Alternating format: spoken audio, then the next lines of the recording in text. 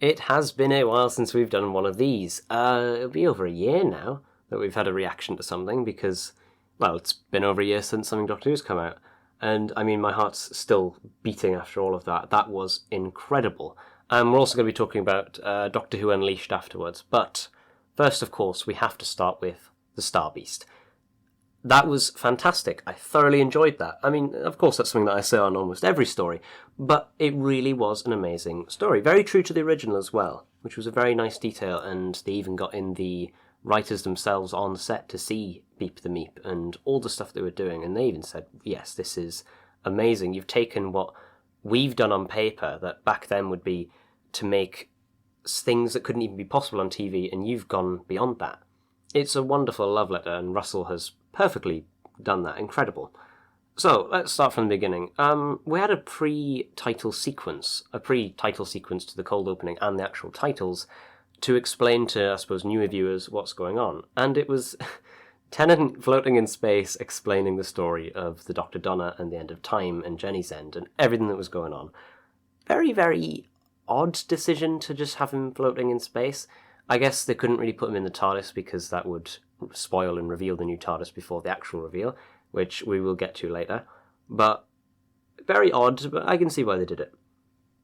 The titles themselves.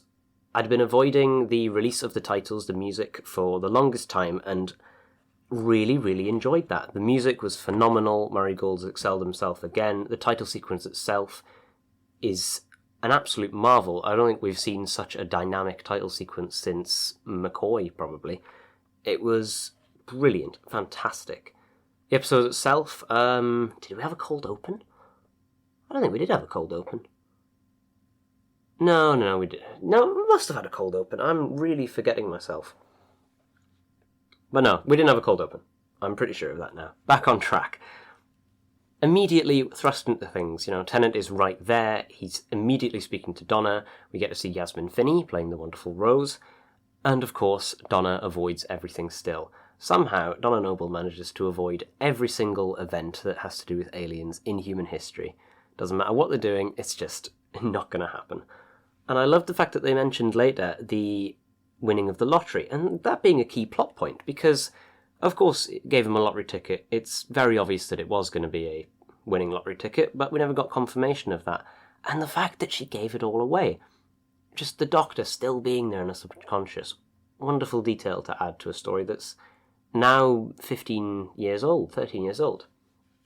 And speaking of 13 years old, that's how old Rose should be if we're going by today. But instead, they've avoided that and made it so I'm at the latest this story is 2026. They'd said it was since 15 years, and we assume that the wedding was in 2011, then, yeah, it should be about 2026, 2025. Of course, could be wrong, but I'm sure they'll eventually get around to explaining it. Russell's quite good at doing that. Later on, get the reappearance of Unit after not very long, of course, but Unit's now back to form, proper good soldiering. Though we did get a nice glimpse of the Unit Tower that we saw in the trailers, but is not going to reappear until the Giggle in a fully fledged appearance, which is, of course, the third special. But it was really nice to see some attention to detail.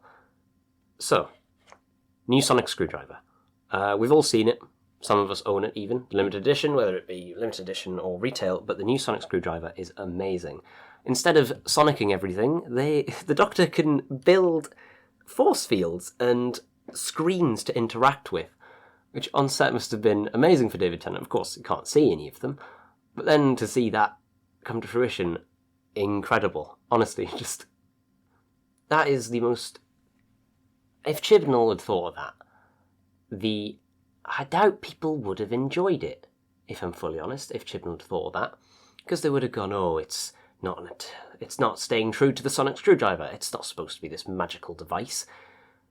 But it is a really nice touch that they can now create force fields, throw them out, and adapt to any situation, because that's the sonic. You can get out of any situation with it, but it just depends on how the writer uses it. Absolutely wonderful. Continuing on, we have Tennant himself. Tennant is, as always, perfect for the role in that he is the very essence of the Doctor. He's incredibly slick. He just smoothly goes into areas where he's not supposed to be, moves around like he knows exactly what he's doing, because he does. He's a wonderful actor as David Tennant. And to see him come back and have him be the Doctor yet again is an absolute dream. It's wonderful to see, especially when he was sneaking off after meeting with the unit scientific advisor number 57. Unfortunately, I don't remember her name nor the actor's name, but if I were to do a review on it, I would definitely look up on that. The scientific advisor himself, wonderful character, I have to say. Brilliant to see that they're acknowledging the fact that this woman is in a wheelchair, and they're using it as part of the plot. It's really good for visibility. It's just a fantastic detail from Russell. But Tennant himself, yes, when he was escaping and then gets onto the truck, he's just such a smooth Doctor, able to slip into any situation he needs to be. Where does he need to go? How's he going to get there? Well, he's figured it out already, ages ago. Main event, though, Beep the Meep. Wow, that is a fantastic costume. So if you watch Doctor Unleashed, you'd know that Beep the Meep itself is a mix between an animatronic puppet and an actor on the inside, puppeteering it, along with a team of 6 other people moving all the individual pieces. It's phenomenal work. And then, of course, there's the VFX after just to touch up on things. But it looks so realistic. It could be a real animal in the world. It's a wonderful costume that they've created. And Miriam Margolyes, of course, is hilarious. It's just wonderful. Miriam Margolyes is an absolute standout in this, with a wonderful voiceover. And the Meep itself, the way it moves around, it's so convincing that you forget it's not real. We were going through the chase scene in the house, and one thing that I noticed yet again is that Russell has returned to his old roots and had women slapping the Doctor. Yeah, for a show that's now become a lot more progressive in its stance, having the Doctor slapped again just seems a bit of a step back, but it's just a minor nitpick. Yasmin Finney themselves, the performance I wasn't too convinced on. In Doctor Unleashed, you have Yasmin and Russell speaking to each other. Well, not speaking to each other, they're together being interviewed by the main host, by Stefan, and, they're very fluid in their conversation. It's good to see. Whereas on screen, I'm not so convinced. Their lines just feel a bit robotic and flat. But that makes you think, if they're so fluid in Doctor Unleashed, were they told to be more robotic? I don't know, it's just a minor nitpick, but overall fantastic. And the whole storyline with the ending of, did think it was a bit of a cop-out that the meta-crisis just goes away, but I guess we had to wrap it up as we didn't have much longer. And it was good to see that the meta-crisis has been fixed by passing it down, by sharing the responsibility of it. It's really good, even if the ending does have a bit of a cop-out on it. Yasmin is definitely a standout, and I do hope that we see more of them.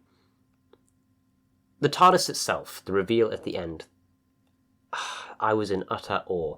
I'd mostly avoided spoilers. Of course, there's people on Twitter who are making their own mock-ups of the TARDIS, which, while, yeah, that's great, I don't really want to be spoiled about how it looks. So I had an idea of what it looked, but my God, to see David Tennant run across that whole set just makes you think, they built that whole thing, and to see it in Unleashed as well, that set is ginormous. Absolutely wonderful TARDIS that has finally decided, after so many jokes, to become bright again. No longer is it just dark and dingy, but it's incredibly clean and wonderful. And I really hope that no one goes in there with muddy feet, because it would just ruin the whole thing. Speaking of Doctor Unleashed, it's good to see that Confidential has returned. It's good to see some behind-the-scenes footage. And with the new host being Stefan, who is fantastically funny. It's really amazing to get a look behind the magic that is Doctor Who, because with a show so scientific and so based on science fiction, to see how they've done all this stuff is amazing. And honestly, I cannot wait for next week. There was a spoiler at the end of Unleashed for the next story, being Wild Blue Yonder. I didn't see it because when I go in there completely unknown, we know nothing about Wild Blue Yonder, and it's going to be amazing to see. Likely because apparently it's all on-set footage instead of on location, but I bet it's going to be wonderful. But anyway, thanks for watching. If you enjoyed and want to hear more of my thoughts on everything Doctor Who, then leave a like and subscribe down below. And hit that bell if you want to be notified next week when my reaction of Wild Blue Yonder comes out. But anyway, guys, as always, thanks for watching.